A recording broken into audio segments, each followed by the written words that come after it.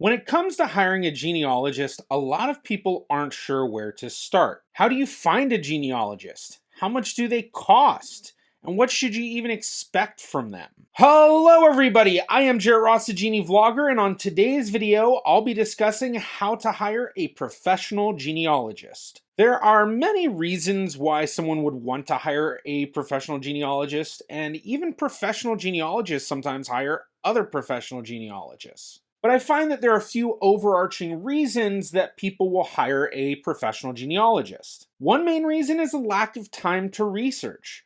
A lot of people want to know about their family history, but they either don't have the time or aren't really even interested in doing the research themselves. This is fairly common, and choosing the right genealogist just really comes down to choosing someone with experience in the population group that is your ancestry. And if you're starting from scratch, there are a lot of professional genealogists who offer special packages for people just like you. Another common reason people want to hire professional genealogists is for their specific expertise. It might be an expertise in a specific population, or a specific location, or a specific time period, or maybe even some sort of historical focus.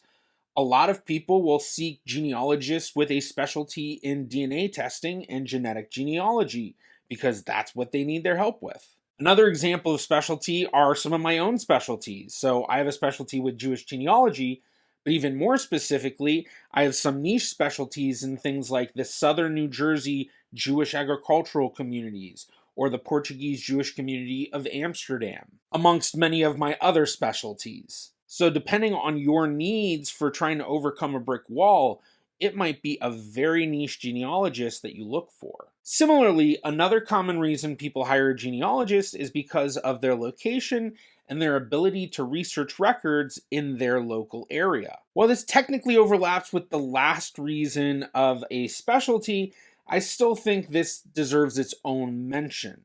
And in all honesty, I find that this is one of the main reasons that professional genealogists will hire other professional genealogists. But it's definitely been the main reason that I've hired other professional genealogists. And I actually know of a lot of genealogists where one of their main forms of business is pulling records from specific local archives to them. Now, there are a ton of very specific reasons you could get into for wanting to hire a genealogist, but I feel like almost all of them fall within one of those three categories. But what I actually think is much more important is understanding the various genealogy services that are available. Understanding the service that you need is very important in figuring out which genealogist is best for you. The main service offered is just general tree building and family research. Depending on the genealogist, this service may not include a report with citations being a big part of that statement. And some genealogists will even offer a cited report as an add-on to the genealogy research. There's actually an argument amongst some professional genealogists about this, whether or not you should or shouldn't always have a cited report for a client. Some believing that it should always be a cited report, especially because that's one of the things set for the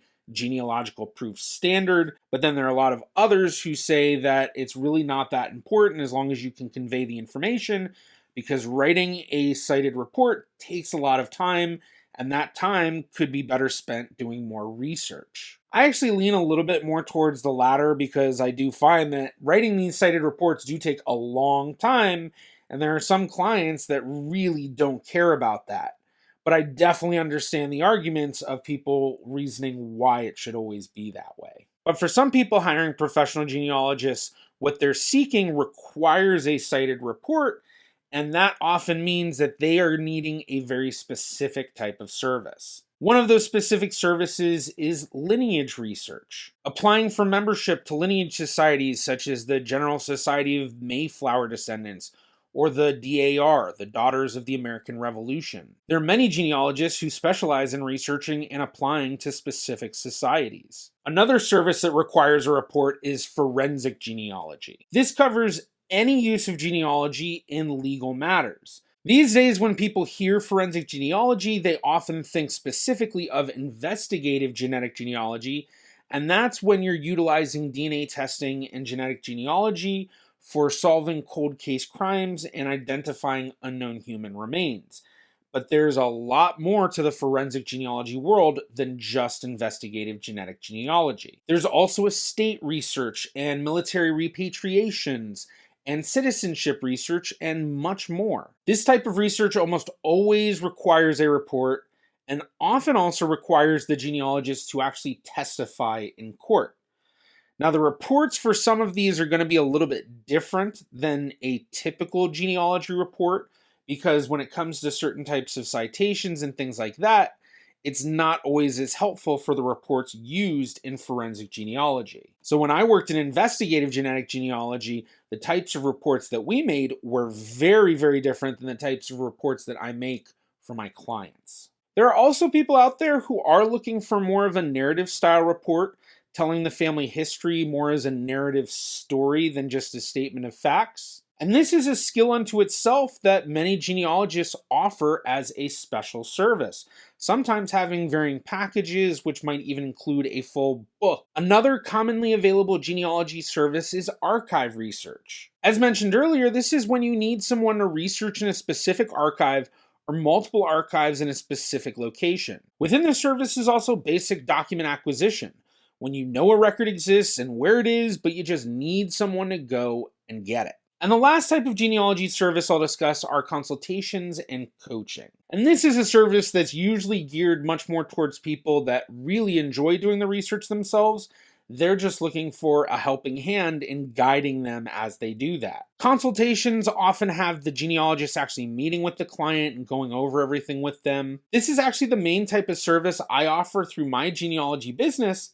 And this is also a good place to mention that if anyone is interested in hiring me for genealogy consultation, just send me an email at GeneaVlogger@gmail.com and we can get one set up today. But also under that umbrella of consultation services and coaching services, technically I like to include the speaking services and educational services that many genealogists offer. So teaching full genealogy courses or doing presentations to various types of groups, like historical groups or genealogy groups, or even speaking at conferences or other larger events. And actually, this is another service that I do provide as well. So if you're part of a genealogy society, historical society, or some other group that likes to bring in speakers and want me to come and talk about genealogy, just get in touch at GeneaVlogger@gmail.com. And for everyone watching, be sure to give it a like and subscribe to the channel. Now, let's jump into costs. There are a wide range of prices when it comes to genealogists with all sorts of varying factors, but generally you'll find that they charge in an hourly rate. Many genealogists will also require a minimum of hours for each project they do, often being 5 or 10 hours, but sometimes even being 20 hours. When it comes to payment, many genealogists will require payment up front or at least partial payment, although not all genealogists will do that.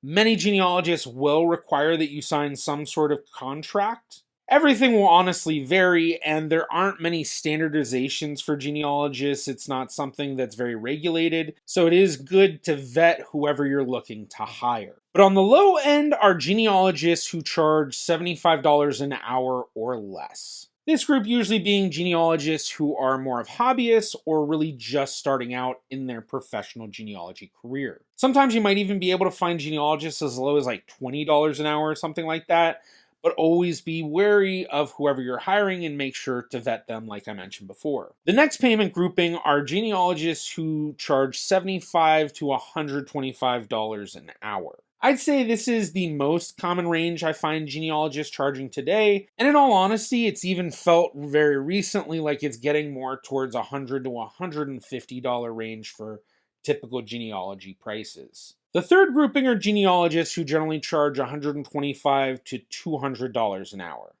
And these are usually very experienced genealogists, often with very specific expertises, certifications, credentials, or other reasons that bring their prices a little bit higher. Genealogists in certain locations may also charge higher on average, like many genealogists in New York City who have access to all sorts of archives and libraries and museums and other repositories, but that location also comes with a price. The last group are those who charge $200 an hour or more, And this group are usually very experienced genealogists with very specific expertises and niches.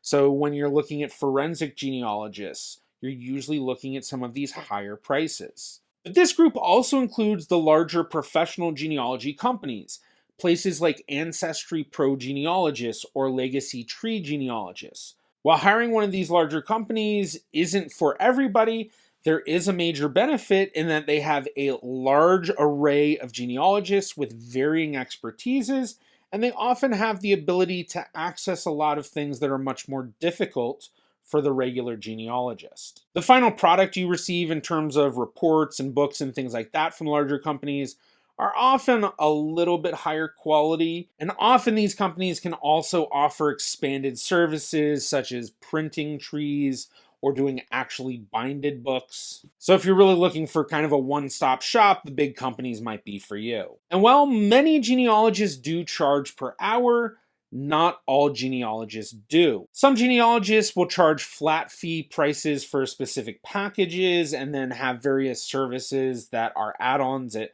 specific costs, especially if you're hiring a genealogist for document acquisitions where you're often paying for each record being acquired. Sometimes just $10 a record, but it could be $50 or more per record depending on the genealogist and location. Then, depending on what you need from a genealogist, there may be extra expenses that get added on. You may need to cover travel costs, printing costs, archival costs, cost of ordering records, translation services, or all sorts of other things that you may need for the genealogist to be able to accomplish the goal that you set. Although this is not something a genealogist should be springing on you at the last second, they should be telling you upfront about these additional costs as well as getting your permission to follow through in doing that action. So now that we have a general idea of various services offered and the costs, what should you actually expect once you hire a genealogist? Now, this will obviously depend on your needs and what services you hire the genealogist for,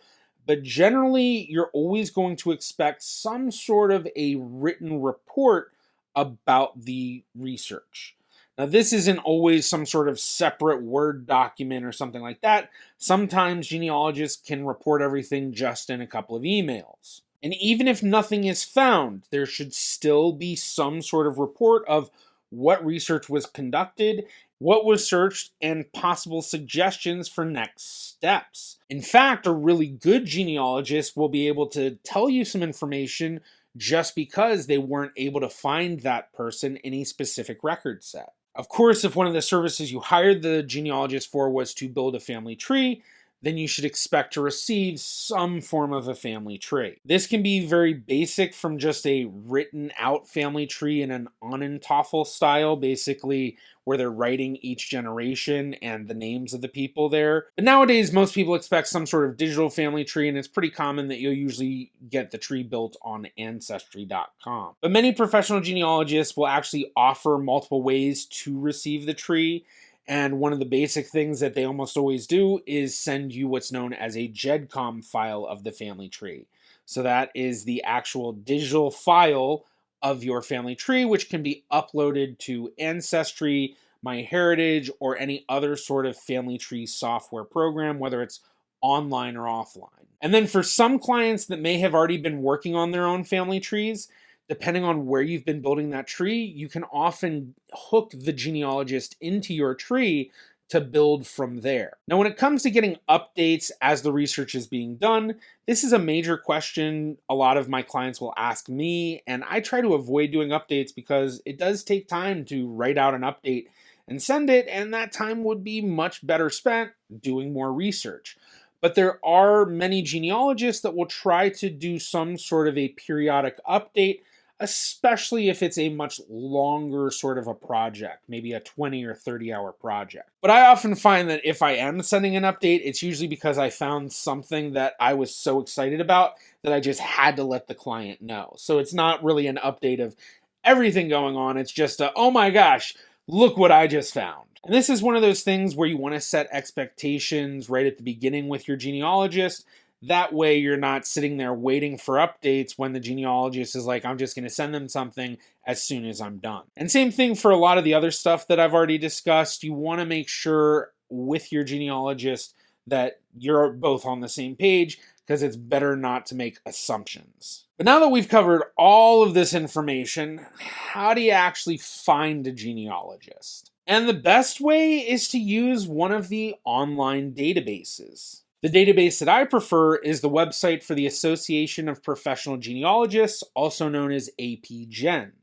They have a directory of the genealogists that are part of their group, and you can do an easy search through it to find all sorts of genealogists with different expertises. The searchable database allows you to narrow down by keywords and location specialties, and the database honestly seems to have the widest array of genealogists with different specialties and locations, at least in my personal experience. Many of the genealogy certification groups also have some form of a directory or a searchable database for their genealogists as well. So places like the Board of Certification for Genealogists or ICAPGen.